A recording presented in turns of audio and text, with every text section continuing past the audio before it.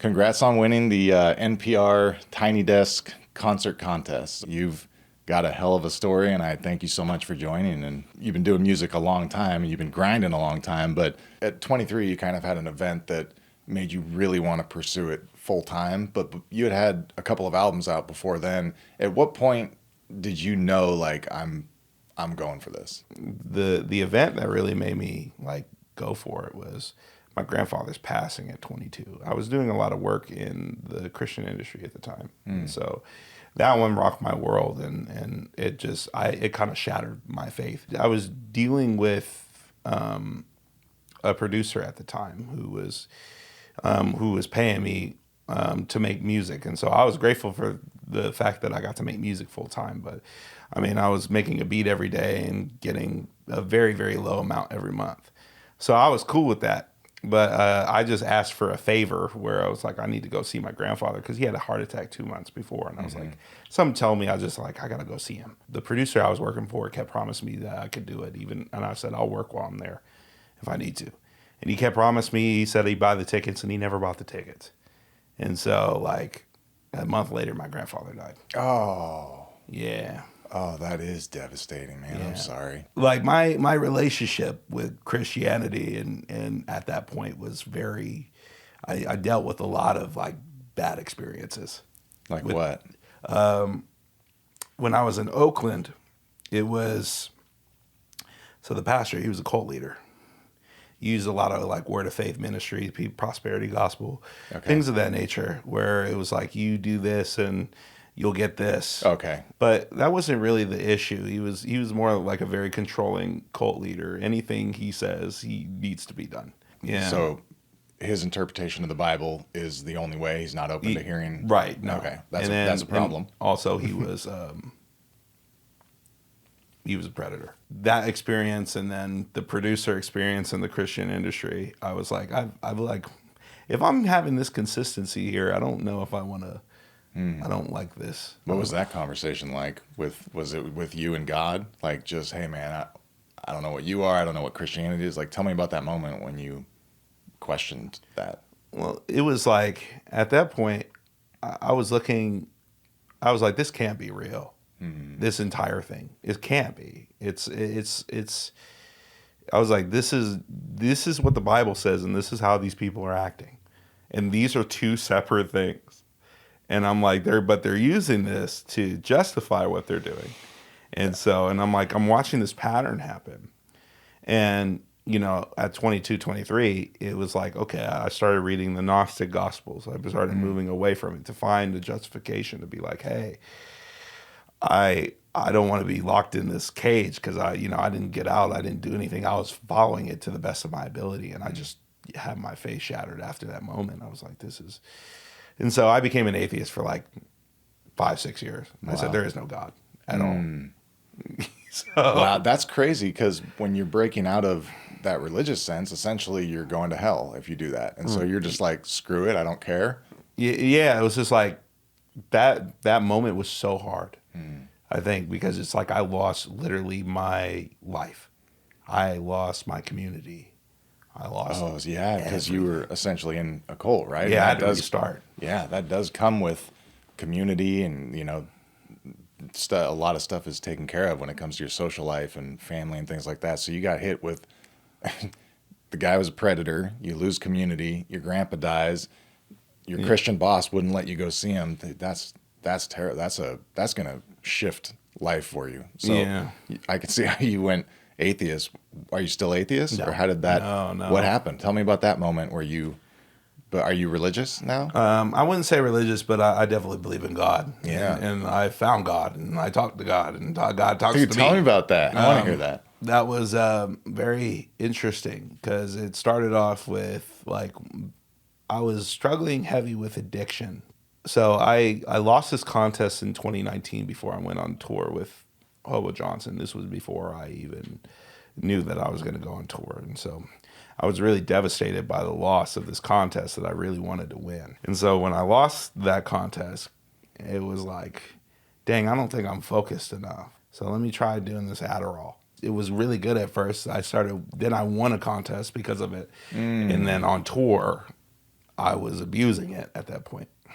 So it started off with the regular dose, and then it started increasing, and then I started going beyond the dose. And like at the worst of it, I was taking 120 milligrams a day. Oh, dang. And you know, the max for that is 40. Yeah. So I'm taking 3 days worth of doses in one day.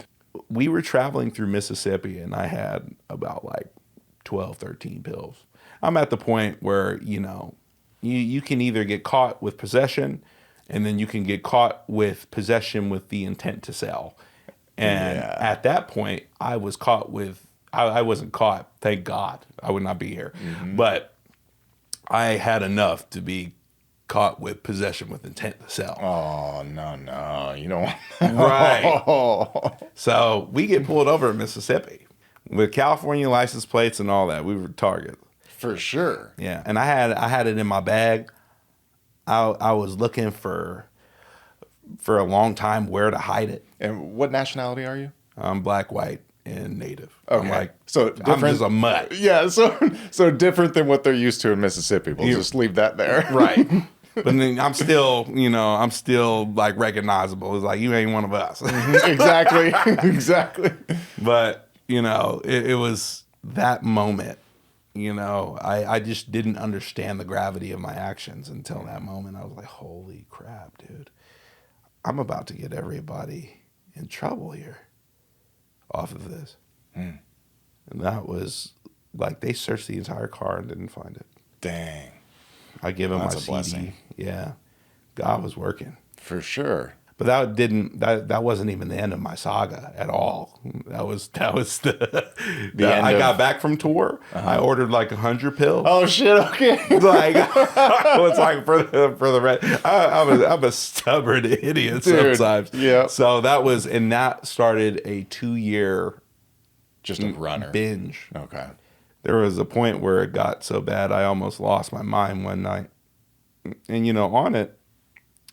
The way that I got introduced to God was actually through it, because I started seeing the synchronizing numbers that everybody's starting to see. 1111 and 333. Yeah, I feel like that's a lot of people's introduction to being able to talk to God. It's really it's synchronicities. Yeah. Right? Yeah. And so I started seeing that, and then I started seeing words, and that was words where. Just repeating words and everywhere? Like license plates, things of that nature. It's hard to talk about, but sure, you know. Sure. Well, because it's not to other people that haven't had the experience. Crazy. It does. I'm actually on board with that, with synchronicities and understanding that there are no coincidences. Right. Humans are connected. There's a plan. Like, you know, you get what you put out. I'm there with you. Yeah, but when I realized that was God, that was a scary ass moment, dude. What was the exact moment where that hit you? Like, what? I saw a word and I realized I was being spoken to. And I don't want to go too much into detail about it, but when I saw it, I said, I trembled. And now a lot of the Bible makes sense, where I'm like, the fear of the Lord is the beginning of wisdom. And, God's like, it's okay, dude. It's like, you're good. I'm like, am I? Am I? It doesn't feel like it right now. I'm like, oh man, I could get crushed by this entity. And it just, I don't know what it was. It just all came together. Like everything that I saw, it all came together. It's like, I saw creation for what it was. At least for my eyes. I don't know if I see it for the entirety, for, in God's glory. I don't know. Enough for you to break the atheism. Yeah. However that happens is awesome, because I do believe there is a God. And I think he's talking to all of us all the time, and I think you need to find how he's talking to you. You mentioned you hear from him. How do you hear from him now? Still numbers, words. Numbers and words. And that's how he doesn't really talk much. He's more of a doer. I ask for something. Of course, God is not a genie, but for me, it's God rewards those who do the work. And, that's what life is. You're going to be doing the work. Do the work in everything, whether it's at your work with yourself, working on your health, working in your relationships. You're always working on improving. It's just, doing the work. that's where I talk to God, is about the work and saying, "Hi, I want this, but I want this for this reason." Well, and the reason is like to help others, or to Yeah. is that the primary? That is such a commonality in successful people. Is The biggest revelation was actually when I had nothing. God wanted to show me something about like what the true intention of my purpose was. It's like when everybody came together for me and to make this happen, I realized in that moment why my gift was given to me. It wasn't to make sure or make me feel like I'm going to reach this place, because, you know, at the end of the day, it's vanity. And once you reach that place, you've already evolved to the point where that doesn't satisfy you. yes. What it taught me is that I got to see deeper into life. Every time I take a breath, everything in the universe is working in service to have me draw from that source. And to understand that's the first step, to understand that our life is actually at the mercy of everything around us, working together. We're part of something, right? Yeah, Is that exactly. what you mean? Yeah. So when I draw this breath, it's because the trees are converting Boom. carbon dioxide into oxygen. The sun is shining. The temperature is right. The rain is showing up at a certain time. And all of these things are working together in service to give me breath. And that gives you humility, or allows you to be compassionate to others. What do you think? I understand what my mission is to continue that energy. And so if this is giving me breath, and I can't waste my breath saying, oh, me, I. You know what I mean? This is what I want and this is what I need. And of course, it's harder said than done, because I still do it. But to be able to see that took me 30 years. You know, it took me a lot of hardship, but I was always searching. So that attitude impacts your music in what way? I think now I'm less attached to doing things the way that I want to do them. I don't view people as enemies. I don't view entities as enemies. Like I say, well, the industry, because the way they want to do things, they don't care about the artists, and they don't want to do all these things, and so I want to be free and do all these things. And I'm like, well, what if I can go into the space and impact somebody's life? I said, I feel free within myself. Because I choose to go into that space. And I said, there's everything I do, whether even it's in my own process, even with what I want to do, it's just like there's things I like about it and there's things I don't like about it. And there's always a price, you know what I mean? Yeah. And so I feel like, you know, at that point, what is the purpose of what I'm doing? And like I said, I can go in here and actually make a difference. With your music. Yeah. And I said, my music's not just for me and to try to make it, right, climb. Yeah. So you're trying to impact people for the better with your music. I think so. Well, I think it's working. I told you out there, like, I feel your music different than other music out right now. There's something listen to this music, guys. It's very, very different. It's I just feel it. It's like, it like penetrates deep. So I'm really glad to hear that there's good motivation behind it, because I think there's a lot of music out there that doesn't have good motivation behind it. Do you think that is an issue in the music industry, where people are putting kind of malintent behind their music to try to push it out to impact the masses negatively? I don't see it that way. Okay. I think that might be what the end result is, but I don't think that malintent is intentional. And so, you know, a lot of people in the industry will tell you they hate the music that's spewed out, especially things that push violence or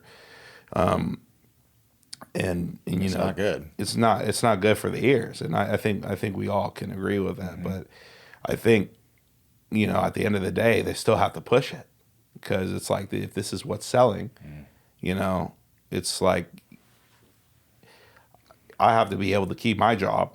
I have to be able to keep these people on my payroll, because if we don't bring this money in, then all of these people are going to not have jobs.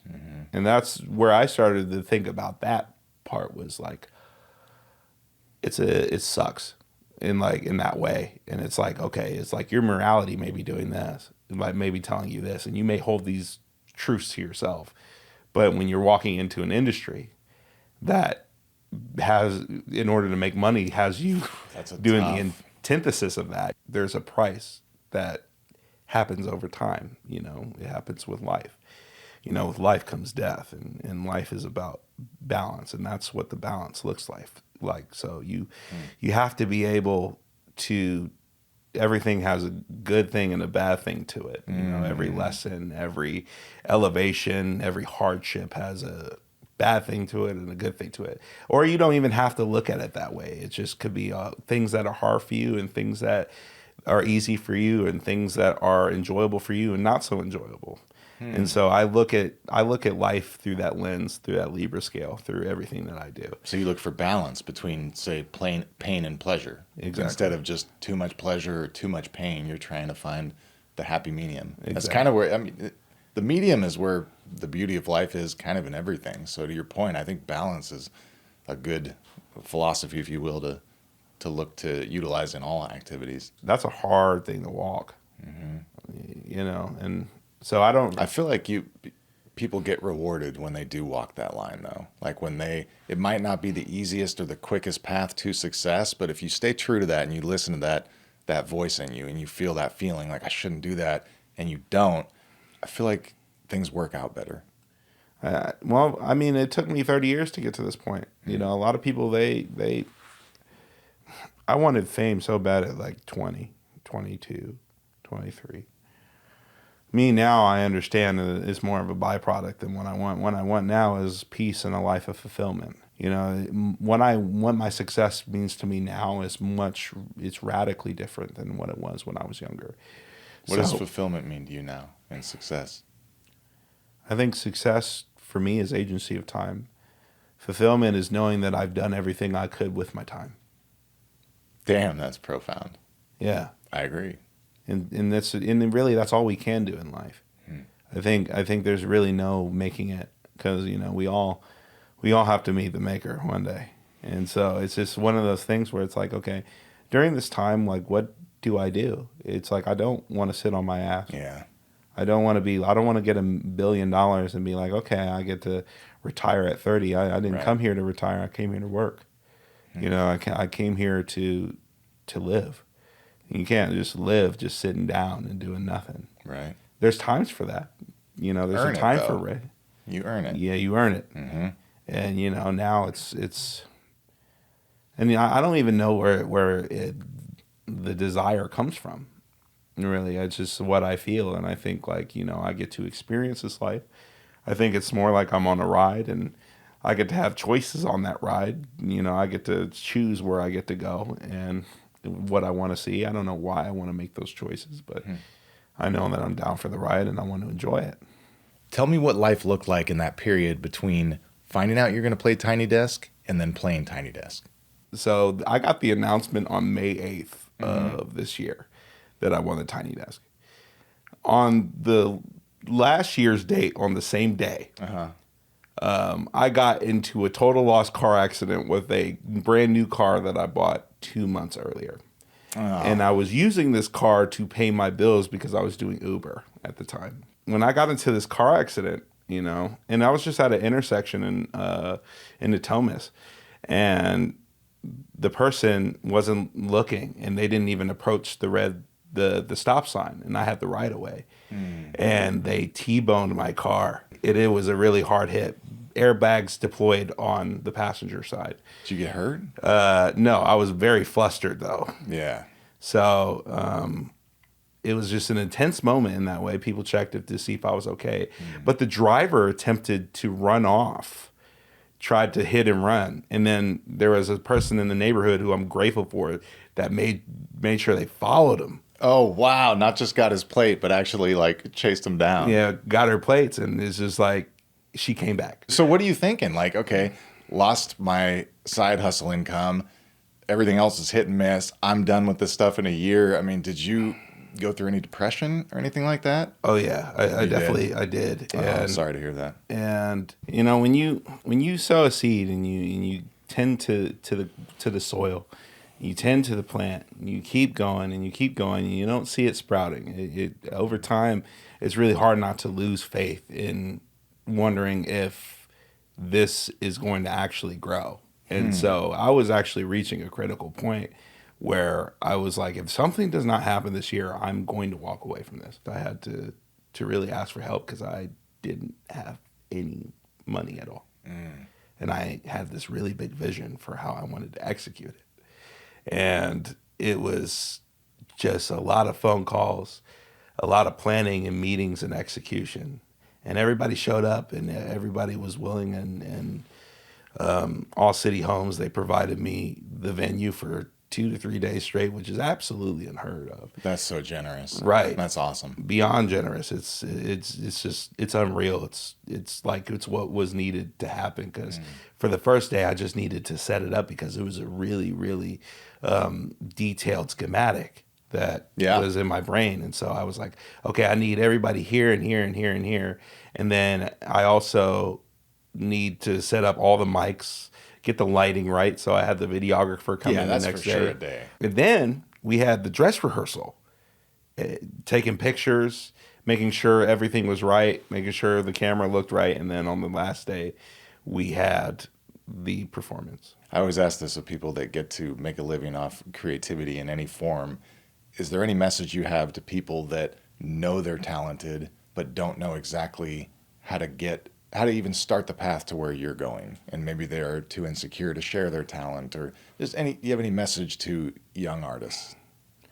I think, you miss 100% of the shots you don't take. You do. And it's like, you have to overcome that fear. There's one thing that I forgot to mention for where I'm at right now.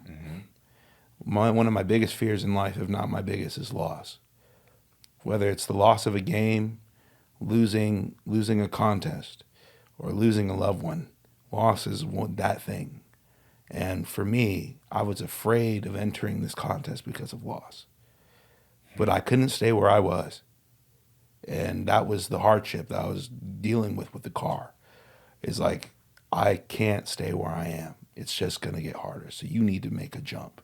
It's like you either overcome your biggest fear and you jump and you fail, or you don't and you fail.